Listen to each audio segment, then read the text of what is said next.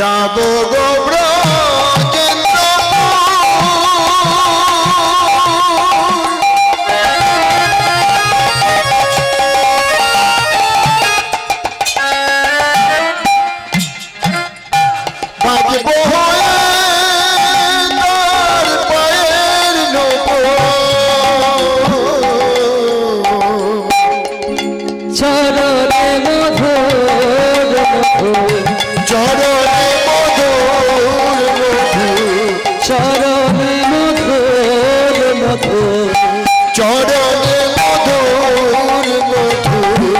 বাজবো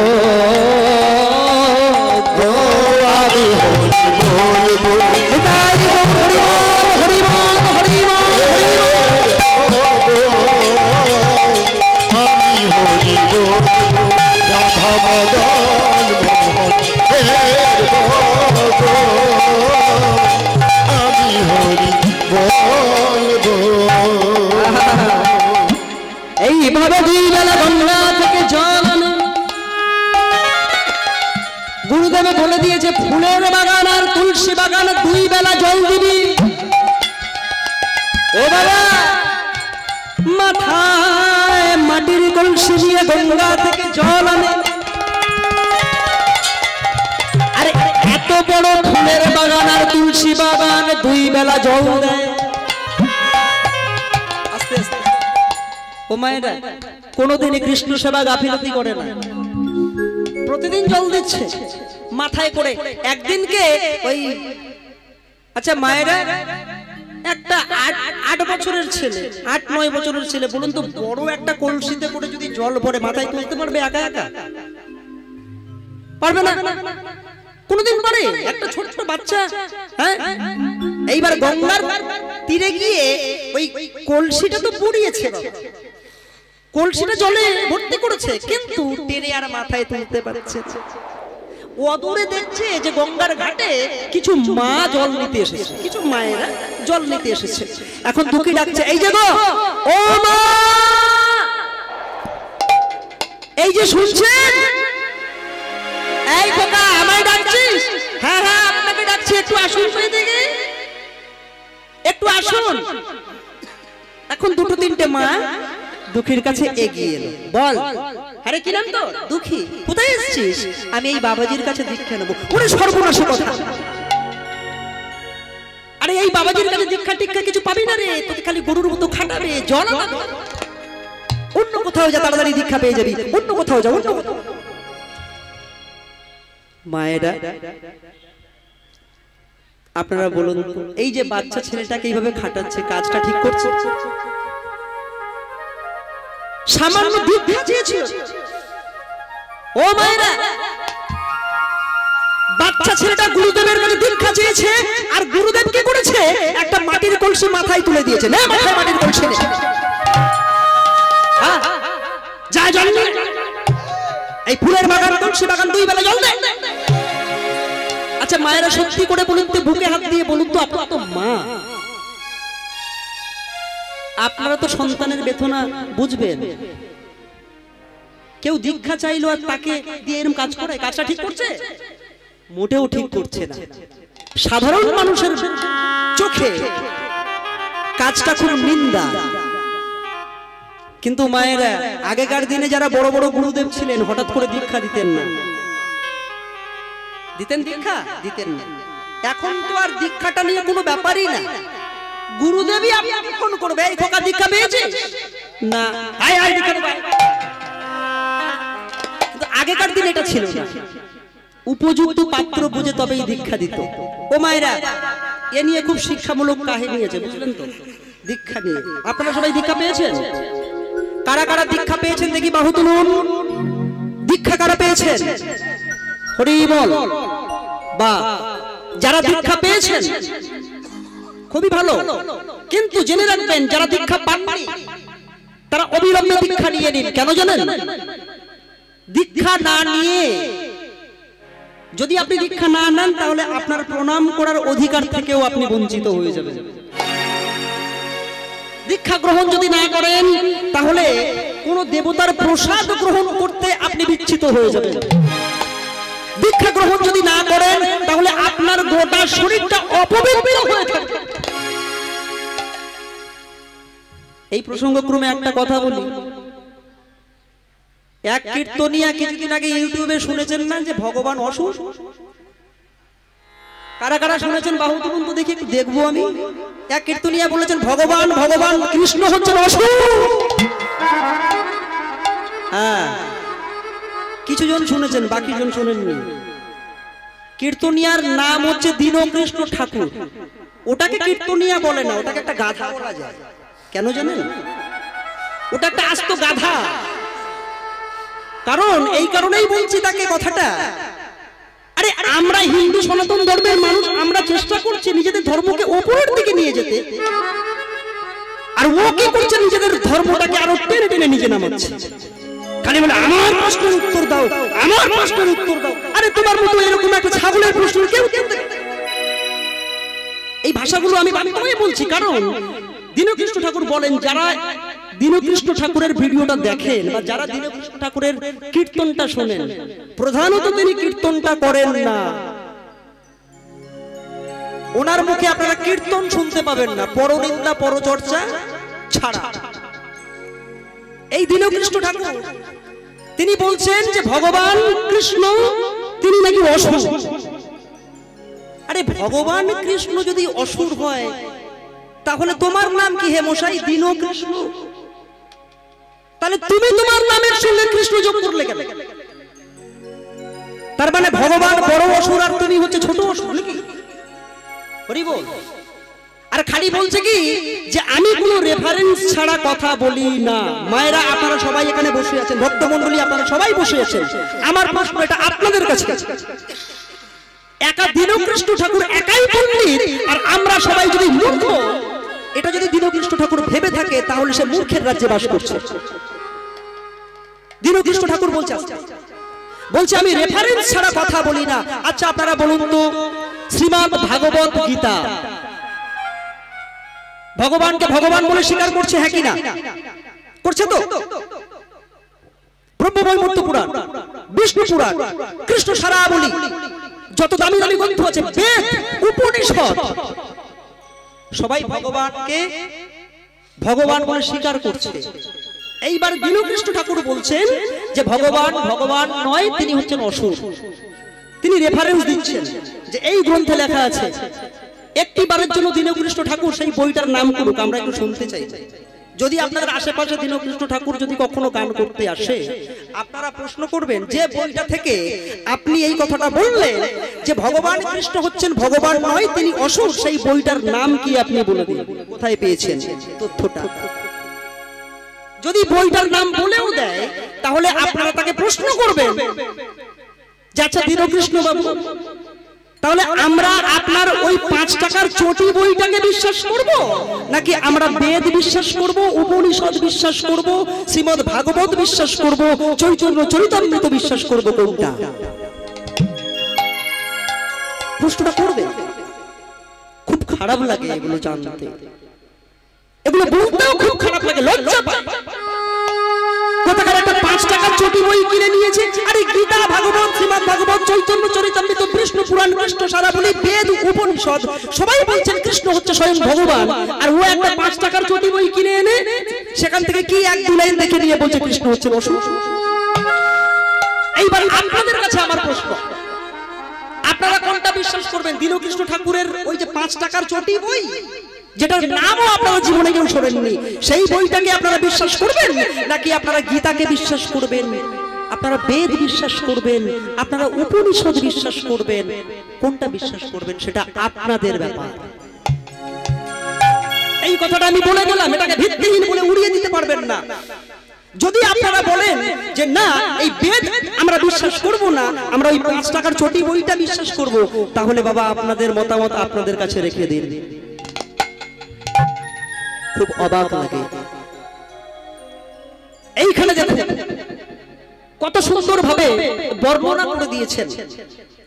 আজকের যখন মায়েদেরকে ডাকলেন যে একটু কলসিটা মাথায় তুলে দেবে, বলছে ওরে এই বাবাজির কাছে থাকিস না, তোকে শুধু গরুর মতো খাটাবে, অন্য কোথাও যা। মায়েরা তোমরা দেখছো বাবাজি আমাকে খাটাচ্ছে, কিন্তু উনি যে আমার ভিতরটা কি করেছে তা তো তোমরা দেখতে পাচ্ছ। ওমা, তোর ভিতরটা আবার কি করেছে? তোর ভিতরটা কি করেছে? কি করেছে? আমার হে আরে অজ্ঞান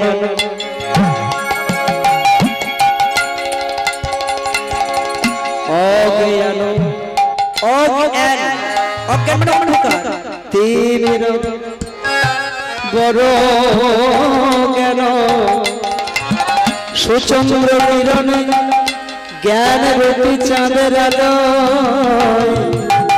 অজ্ঞান আধার করোনা সুচন্দ্র কিরণে করোনা।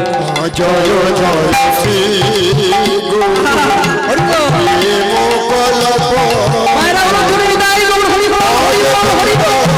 যাহা তো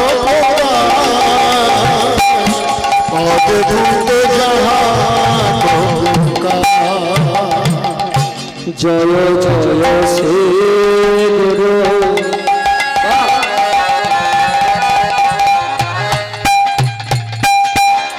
প্রেম কল্প তরু। জয় জয় শ্রী গুরু প্রেম কল্প বড় অদ্ভুত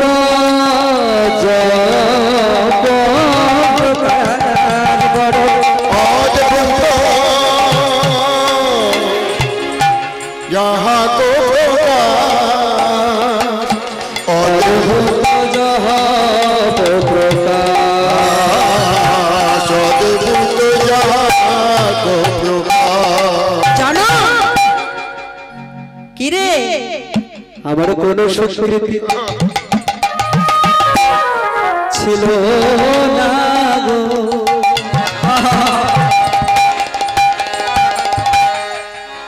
আমার কোন সুস্মৃতি ছিল না গো। অনেকে ভাগ্য বলে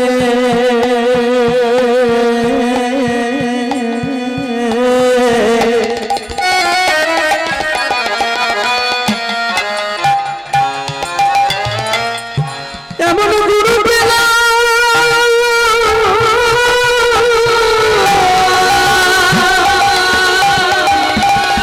আমার কোন সংস্কৃতি ছিল না গো।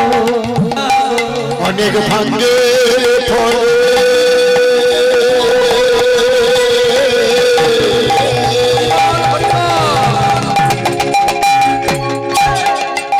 এমন গুরু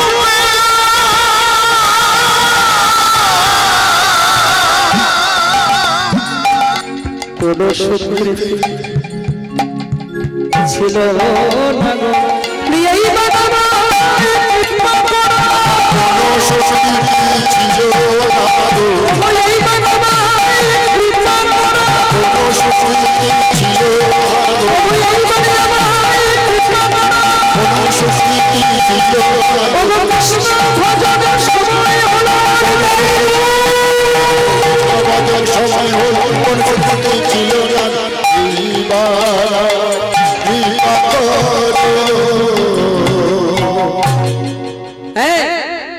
থাক, তুই তোর গুরুদেবকে নিয়ে আর কোনোদিন কিছু বলতে আসবো না।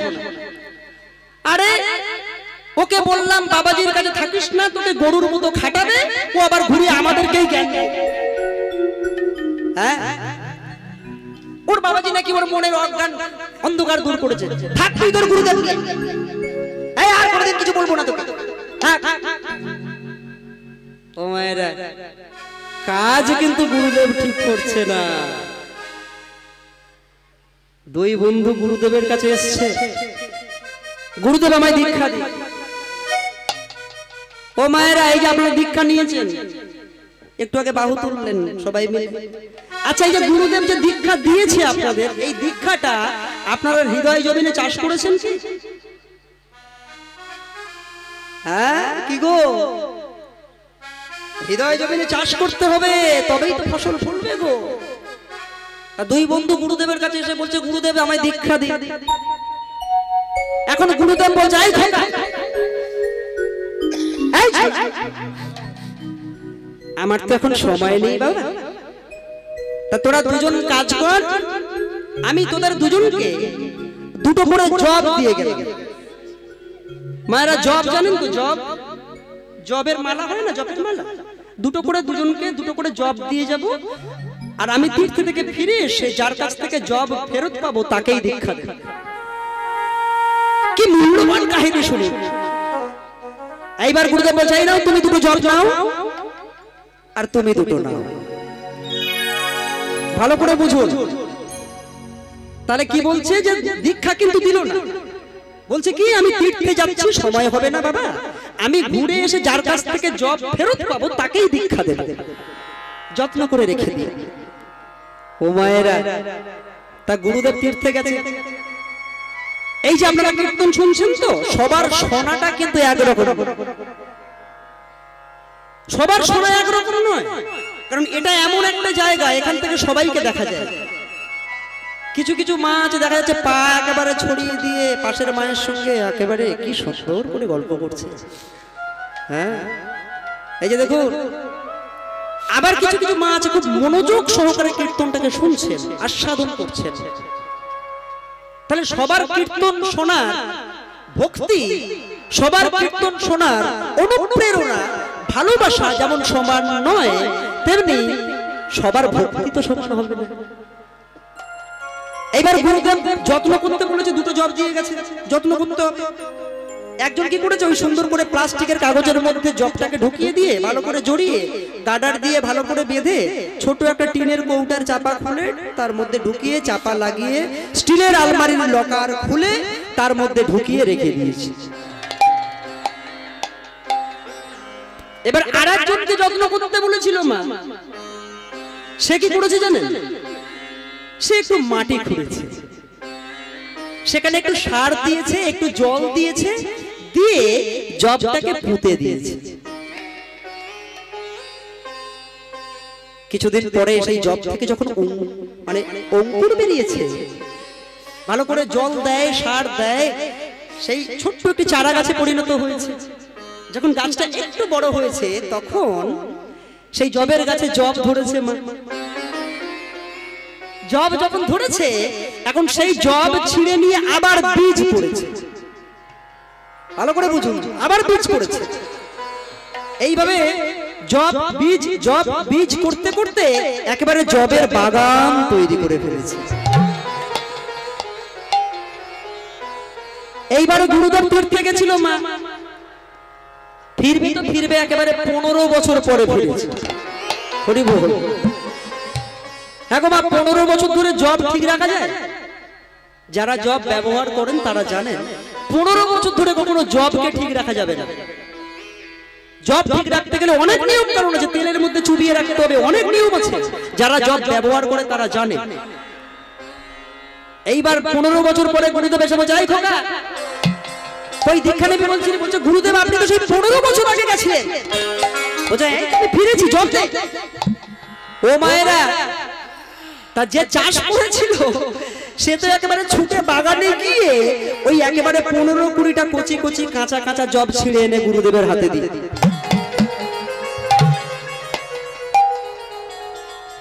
কি আরে আমি তোকে দুটো জব দিয়ে গেলাম আর তুই এত জব পেলি কি করে? বলছে গুরুদেব আপনার জব আমি চাষ করেছি। ও মা, সে কি? হ্যাঁ গুরুদেব, ওই আপনার জব চাষ করে আমার গাড়ি বাড়ি সব হয়ে গেছে। তখন আরেকজনকে বলছে হ্যাঁ তোমার জব কই? এই জব কোথায়? বলছে দাঁড়ান গুরুদেব, আগে লকার থেকে বের তো করি আগে। ওই দেখি জব দাও, জব দাও। ও মায়েরা ভালো করে বুঝুন। এইবারে এ বেটা মনে মনে চিন্তা করছে যে আমার দ্বারা তো আর চাষবাস কিছু হলো না। ও কি সুন্দর করে চাষ করলো, আমি তো চাষ করতে পারলাম না, স্টিলের আলমারির মধ্যে ঢুকিয়ে দিলাম। তা 15 বছর ধরে জবটার খুলেও দেখিনি ভালো আছে কি কেমন আছে। এবার গুরুদেব বলছে কই রে, দে জবটা দে। এবার শিষ্য বলছে দাঁড়াও, আগে আমি নিজে দেখি, তারপরে যদি ভালো মনে করি আপনাকে দেব। এইবার নিজে নিজে ভালো করে যত্ন সহকারে খুঁজছে। এই দেখুন খুব যত্ন সহকারে খুলছে, কিন্তু খুব যত্ন সহকারে খুলছে 15 বছর পর। দেখি তো জবটা ঠিক আছে কিনা। বাবা এ কি হলো? ও গুরুদেব বল। হ্যাঁ গো, আপনার জব তো এতে দেখতে পাচ্ছি না। তাহলে কি দেখতে পাচ্ছিস? না আপনার জব তো সব ছাতু হয়ে গেল, পাউডার হয়ে গেছে তো। হ্যাঁ দেখলি, এই হচ্ছে পরীক্ষা। একজনকে আমি জব দিলাম, সে চাষ করে গাড়ি বাড়ি করে ফেললো, জবের বাগান তৈরি করে ফেললো। আর একজনকে আমি জব দিলাম, সে স্টিলের আলমারির মধ্যে ঢুকিয়ে ছাতু বানিয়ে ফেললো। তাহলে আমি যদি তোকে দীক্ষা দিই, তুই এই হৃদয় জমিনে চাষ করবি কি? আমি যদি তোকে দীক্ষা দিই, তুই কি হৃদয় জমিনে চাষ করবি? চাষ তো করবি না। তাই যে চাষী, যে চাষ করবে, যে চাষ করা জানে, আমি তো তাকেই দীক্ষা দেব। তাই আপনারা যে সবাই বাহু তুললেন, সবাই দীক্ষা নিয়েছেন, দীক্ষাটা যদি জমিনে চাষ করতে পারেন তাহলে আপনারা ফল পাবেন। তাই তো কালী সাধক রামপ্রসাদ বলেছেন, কি বলেছে? ওরে এমন মানব জমিন রইল পতি, একে আবাদ করলে ফল তো সোনা। এমন মানব জমি রইল পতি, একে আবাদ করলে ফল তো সোনা। এমন মানব জমি রইল পতি, আবাদ করলে ফল তো সোনা। এমন মানব জমি রইল পতি, আবাদ করলে ফল তো সোনা।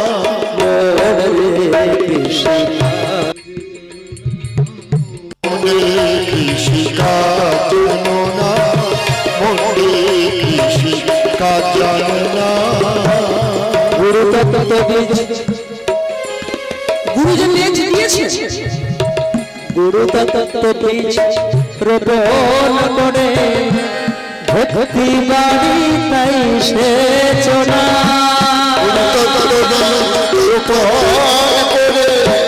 ভক্তি বাড়ি তাই সে চোনা।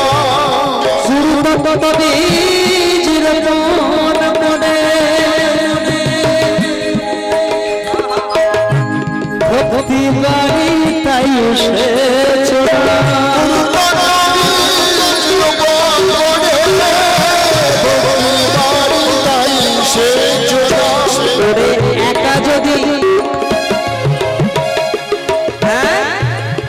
একা যদি, একা যদি না পারিস মন, রামপ্রসাদকে সঙ্গে নে না। একা যদি না পারিস মন, রামপ্রসাদকে সঙ্গে নে না। কৃষি কাজ জানো না, কৃষি কাজ জানো না, মনে কৃষি কাজ জানো না, মনে।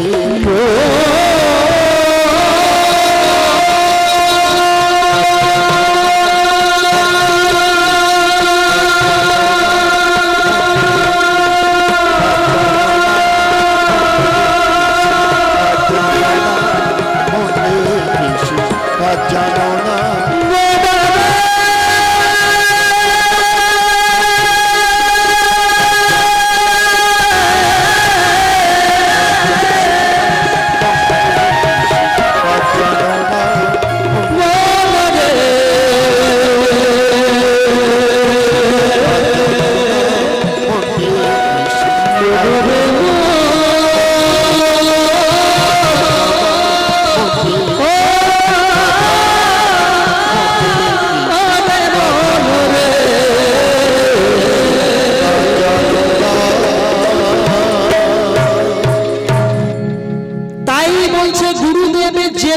আপনাদেরকে দিয়েছে,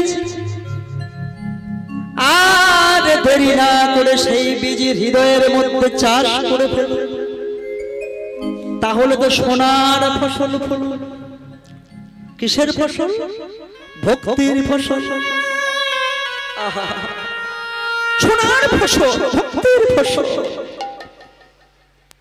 আর সেই ভক্তির ফসল যদি একবার আপনি পেয়ে যান, তাহলে তো আর কোনো চিন্তাই নেই। ও মায়েরা, এই দেখুন, প্রতিদিন গঙ্গা থেকে জল আনে মাথায় মাটির কলসি করে, আর ওই মাথায় মাটির কলসির ঘষা লেগে, মাথায় করে মাটির কলসি আনছে, আর ওই মাথায় মাটির কলসির ঘষা লেগে লেগে মাথায় একেবারে দগদগে ঘা হয়ে গেছে।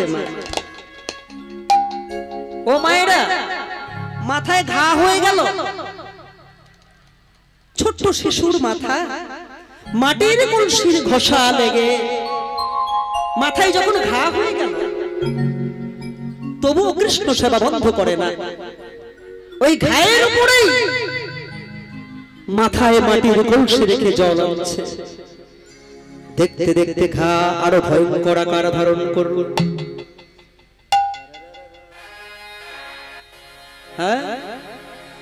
কিন্তু কৃষ্ণ সেবা বন্ধ করে না। একদিন দুঃখী মনে মনে চিন্তা করছে, হারে আমার মাথার গায়ে পোকা হয়ে গেল। গুরুদেব যদি জানতে পারে তাহলে ভাববে আমি কৃষ্ণ সেবার যোগ্য নই। মাথায় আমার পোকা হয়ে গেছে। কেন পোকা হয়েছে? না, মাটির কলসি নিয়ে মাথায় রেখে জল আনতে আনতে ওই মাথায় মাটির কলসির ঘষা লেগে লেগে মাথায় দগদগে ঘা হয়ে গেল। আর সেই দগদগে ঘায়ের উপরে মাছি বসতে বসতে মাথায় পোকা হয়ে গেল। চারিদিক থেকে জোরে জোরে পড়ছে, আমার মাথায় পোকা হয়ে গেল। গুরুদেব যদি জানতে পারে ভাববে আমি কৃষ্ণ সেবার যোগ্য নই। তার থেকে একটা কাজ করি, মাথায় পাগড়ি তৈরি করে নেই, তাহলে কেউ দেখতে পাবে না। ও মায়েরা কি করলেন জানেন? সুন্দর করে একটা মাথায় পাগড়ি তৈরি করে নিয়েছে। যখন পাগড়ি তৈরি করে নিয়েছে মা, ভাবলো বুঝি আর গুরুদেব জানতে পারবেন। কিন্তু ওই যে মায়েরা কথায় বলে, যেখানে বাঘের ভয় সেইখানেই সন্ধ্যা হয়। যেই দিনকে পাগড়ি বেঁধেছে দুঃখী, সেই দিনকে গুরুদেবের চোখে পড়েছে। গুরুদেব মাথায় পাগড়ি কিসে? গুরুদেব আপনি আমাকে বকবো না মানে? ওরে দুষ্টু ছেলে, আমি তোকে কৃষ্ণ সেবা করতে বলেছি আর তুই মাথায় গদি তৈরি করে নিয়েছিস। খুলে ফেল ওই পাগড়ি, ওই পাগড়ি খুলে ফেল। এইবার গুরুদেব বলছে, তুই যদি না খুলিস আমি খুলে দেবো। এই বলে হৃদয় চৈতন্য ঠাকুর যখন টান মেরে পাগড়ি খুলে দিয়েছে, তখন দেখতে পেল যে মাথা থেকে গল গল করে পুঁজ রক্ত, তার সঙ্গে পোকা কিলবিল করে নেমে আসছে। ওরে দুঃখিয়া, তুই কি করেছিস? বাবা মাকে ছেড়ে চিরকালের জন্য আমার কাছে চলে এসেছিস। আমি তো তোর বাবা, আমি তো তোর মা রে, আমি তো তোর মা রে। দুঃখের কথা আমায় বলবি না তো তুই কাকে বলবি? আর আমি যদি তোকে চিকিৎসা না করাই তাহলে পাড়ার লোকেরা বলবে আমি নাকি শিষ্যকে ভালোবাসি না। আয় আমার কাছে আয়, আর তোকে জ্বলাতে হবে না। তুই উচিত প্রমাণ দিয়েছিস যে সত্যি তুই একজন বড় ভক্ত, আর তোকে জ্বলাতে হবে না। আমার কাছে আয়, আমি তোর মাথায় একটু মলম লাগিয়ে দিই, তুই বিশ্রাম কর। সঙ্গে সঙ্গে দুঃখী বলছে, গুরুদেব ও গুরুদেব, আমি যদি চিকিৎসার নাম করে শুয়ে পড়ি,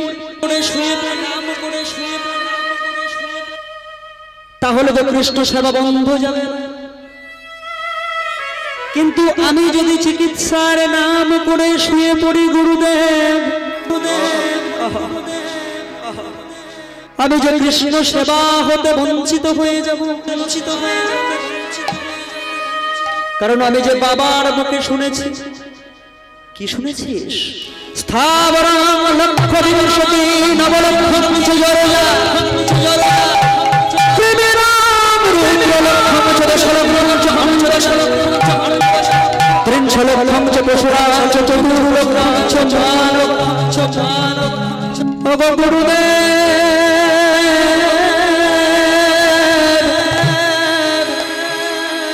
এই মানব জন্ম পাওয়ার আগে 20 লক্ষ বার আমাকে গাছপালা হতে হয়েছে কত রকমের গাছ হলো